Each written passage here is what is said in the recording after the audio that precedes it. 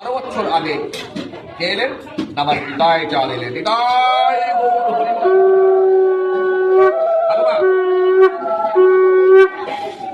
ডাকলেন মহাপ্রভুকে, কিন্তু আগে পাঠালেন কাকে গো? আমার নিতাই চাঁদকে। কেনই বা পাঠাবে না গো? কেননা যিনি খেলারও বাবা, খেলার জন্য কি দরকার? মাঠ দরকার, তাই না? তাহলে খেলবে বলে খেলার জন্য মাঠ দরকার। সেই মাঠটা, সেই স্থানটা, অর্থাৎ ক্ষেত্রটা তৈরি করার জন্য নিতাই চাঁদ এলেন। নিতাই গৌর হরি বল। নিতাই চাঁদ এলেন কেন এলেন? না জগৎকে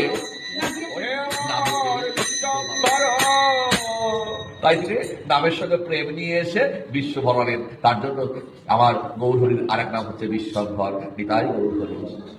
কি বলছি গো? বলি বলো বলো আমার হাতে ধরা, বলি পায়ে ধরা, বলি বলো বলো এমন হাতে ধরা পায়ে ধরা ঠাকুর, বলি কোথা গেলে পাবো? বলো বলো আমার হাতে ধরা পায়ে দয়াল কোথা গেলে পাবো? দেখো এই জীবের দশা দেখার জন্য, এই দশা দেখে আমার এই সত্য ক্রেতা দাপর করি আমরা কলিহত জীব। দেখে শ্রীবাস পণ্ডিত ক্রন্দন করছেন। আহা, এই কলিহত জীবের দশা দেখে ক্রন্দন করছে, কান্না করছে। কার কাছে? না সীতানাথের কাছে। সীতানাথকে না আমরা অদ্বৈত মহাপ্রভু, অদ্বৈত প্রভু, যিনি সাক্ষাৎ ভোলানাথ, তার কাছে ক্রন্দন করছে জীবের দশা দেখে। এই জীবের দশা দেখতে নারী ব্যভিচারী পরিপূর্ণ। কেউ অর্জুনকে বাবা বলছে অর্জুন, যিনি অর্জন করতে পেরেছেন। কি অর্জন?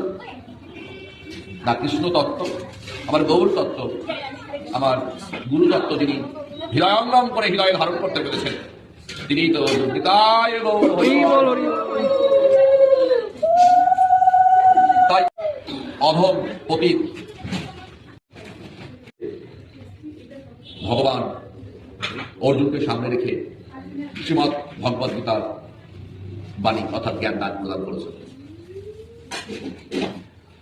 তো বাবা শ্রীমৎ